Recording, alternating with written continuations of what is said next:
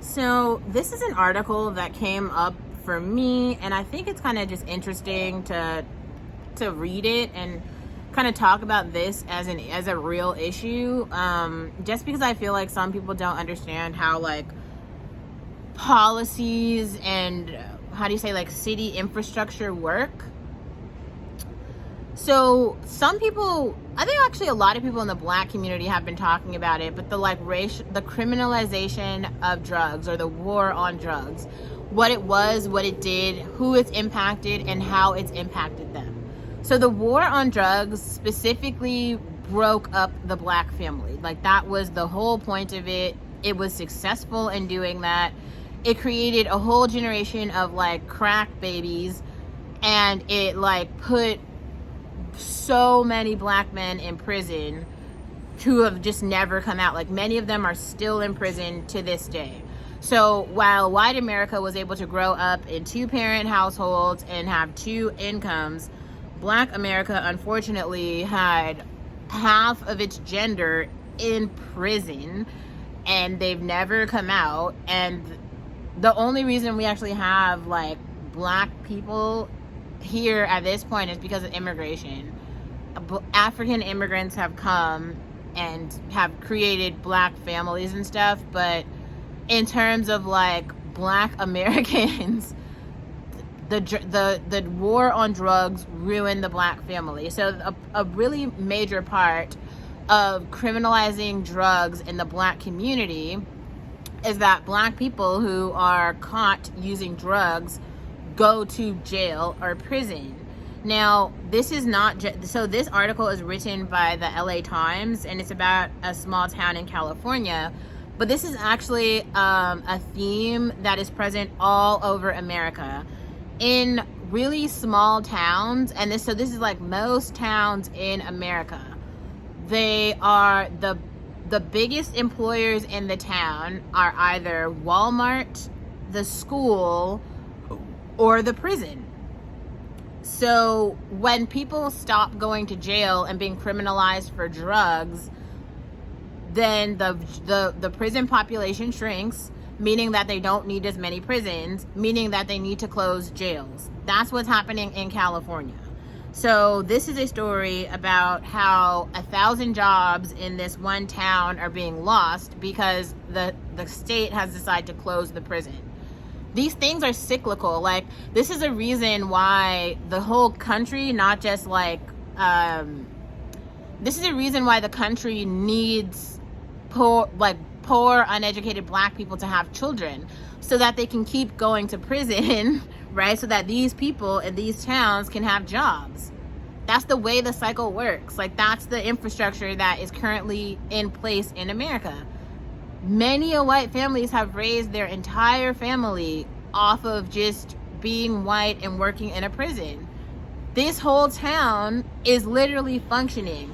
Roads are being built, schools are operating, grocery stores are opening, tax dollars are coming from the government to fund these prisons. These are not like smart white people who are like engineers and doctors and are like making the world better for anyone. Have you seen any documentary about how awful prison is? It's really bad. The conditions are like worse than slavery sometimes. It's like really bad. It's so bad. As a person who studied recidivism, okay, and like literally talked to many people who are returning citizens, their time in prison destroyed them as humans. Okay. It was so bad. And it doesn't have to be that way, because there are many other like countries that have prison systems that are not so awful. Like, other countries know how to have prison and have, you know, people not wish death because of, you know, being imprisoned. Like, being able to come back into society after you've gone to prison is a thing that happens in a lot of other parts of the world. Unfortunately, it isn't happening here, and it's unfortunate. Anyway, so let's read the article. A California rural town sued to keep a prison open, and the judge rules, Newsom can close it. So the California Correctional Center in Susanville, a rural town whose residents depend on jobs at the minimum security state prison to sustain their economy. Imagine if your economy, how can your economy run off of a prison? That is extremely exploitative. The California Department of Corrections and Rehabilitation may immediately resume shutting down a prison in Northern California, a judge ruled this week, dismissing a lawsuit by a rural town that sought to stop the closure. The state was supposed to close the California Correctional Center in Susanville by this June, but it has remained open because the town, where local officials say they face economic devastation if they lose more than 1,000 prison jobs, sued the state last year, and a Lassen County judge issued a preliminary injunction halting the closure while the case moved through the court. In a ruling issued Wednesday in Larson County Superior Court, visiting Judge Robert F. Moody dissolved the injunction.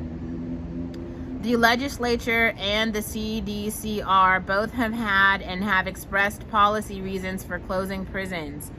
There is a paucity of inmates, and the population of inmates is in continuous decline, and the resultant reductions in required staff and physical plants make it fiscally imprudent to continue to maintain all or our expensive prisons, Moody wrote. The wisdom of such legislative or political policies are not and have never been the province of the courts. The state announced in the prison's closure in April 2021, causing widespread panic in shrieking Susanville, the only incorporated city in Lassen County. I don't know what that means. More than 45% of employment in Susanville is at the California Correctional Center and the adjacent High Desert State Prison, the local officials told The Times. In its lawsuit, Susanville argued that when the state announced the prison's closure, it violated the California Environmental Quality Act because it had not conducted the proper review of the shutdown's impact on the town, and the state began the environmental impact review process in January, but tucked into this year's budget, which Governor Gavin Newsom signed June 30th.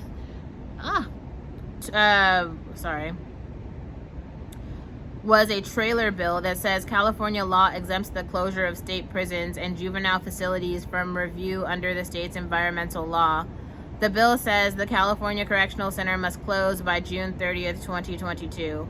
In his ruling, Moody said that while the trailer bill was legal, it was the kind of legislative maneuver that has an unpleasant odor about them, to be sure. And ultimately, he wrote, the question of the public's satisfaction or lack of it as to all these matters is electoral, not judicial. In a statement Thursday, Susanville City Administrator Dan Newton and the City Council will be briefed by the City Attorney and will hold a special meeting as early as Monday to determine the next steps. The city's primary concern is for CCC employees and their families, Newton said.